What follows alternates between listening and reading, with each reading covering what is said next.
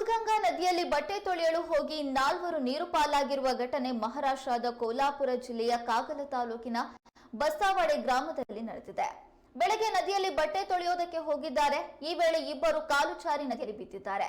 ಇವರನ್ನ ಕಾಪಾಡೋದಕ್ಕೆ ಹೋದಂತ ಸಂದರ್ಭದಲ್ಲಿ 4 ಕೂಡ ನೀರಿನಲ್ಲಿ ಮುಳುಗಿ ಮೃತಪಟ್ಟಿದ್ದಾರೆ.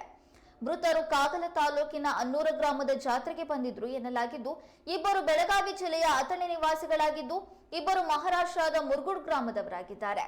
ಮೃತರನ್ನ ಬೆಳಗಾವಿಯ ಅಥಣಿಯ ರೇಷ್ಮಾ ದಿಲೀಪ್, ಯಶ್ ದಿಲೀಪ್ ಮತ್ತು ಮಹಾರಾಷ್ಟ್ರದ ಮುರ್ಗುಡ್ ಗ್ರಾಮದ ಜಿತೇಂದ್ರ ವಿಲಾಸ್ ಲೋಕ್ರೆ, ರುಕ್ತಿ ಗ್ರಾಮದ ಸವಿತಾ ಅಮರ್ ಕಾಂಬಳೆ ಎಂದು ಗುರುತಿಸಲಾಗಿದೆ. ಜಿತೇಂದ್ರ ವಿಲಾಸ್ ಲೋಕ್ರೆ, ಸವಿತಾ ಅಮರ್ ಕಾಂಬಳೆ, ರೇಷ್ಮಾ ದಿಲೀಪ್ ಮೃತದೇಹಗಳು ಪತ್ತೆಯಾಗಿದ್ದು, ಯಶ್ ದಿಲೀಪ್ ಮೃತದೇಹಕ್ಕಾಗಿ ಶೋಧ ಕಾರ್ಯಾಚರಣೆ ನಡೀತಾ ಇದೆ. ಈ ಸಂಬಂಧ ಕಾಗಲ ಪೊಲೀಸ್ ಠಾಣೆಯಲ್ಲಿ ಪ್ರಕರಣ ದಾಖಲಾಗಿದೆ.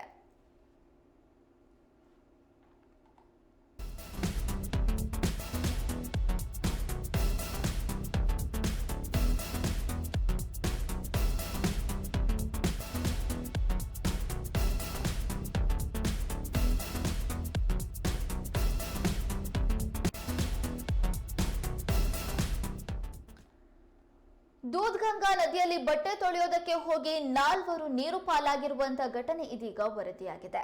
ಮಹಾರಾಷ್ಟ್ರದ ಕೋಲ್ಹಾಪುರ ಜಿಲ್ಲೆಯ ಕಾಗಲ ತಾಲೂಕಿನ ಬಸ್ತಾವಾಡ ಗ್ರಾಮದಲ್ಲಿ ಈ ಘಟನೆ ನಡೆದಿದೆ. ಬೆಳಗ್ಗೆ ನದಿಯಲ್ಲಿ ಬಟ್ಟೆ ತೊಳೆಯೋದಕ್ಕೆ ಹೋಗಿದ್ದಾರೆ. ಈ ವೇಳೆ ಇಬ್ಬರು ಕಾಲ್ಚಾರಿ ನದಿಗೆ ಬಿದ್ದಿದ್ದಾರೆ. ಇವರನ್ನ ಕಾಪಾಡೋದಕ್ಕೆ ಮತ್ತಿಬ್ರು ಬಂದಿದ್ದಾರೆ. ಈ ಸಂದರ್ಭದಲ್ಲಿ 4 ನೀರಿನಲ್ಲಿ ಮುಳುಗಿ ಮೃತಪಟ್ಟಿರುವಂತಹ ಘಟನೆ ನಡೆದಿದೆ. ಮೃತರು ಇಬ್ಬರು ಬೆಳಗಾವಿ ಜಿಲ್ಲೆಯವರಾದ್ರೆ ಮತ್ತಿಬ್ಬರು ಮಹಾರಾಷ್ಟ್ರದವರೇ ಆಗಿದ್ದಾರೆ. ಇದೀಗ 3 ಮೃತದೇಹಗಳು ಪತ್ತೆಯಾಗಿದ್ದು, ಇನ್ನೊಬ್ಬರ ಮೃತದೇಹಕ್ಕಾಗಿ ಶೋಧ ಕಾರ್ಯಾಚರಣೆ ನಡೆಸಲಾಗಿದೆ.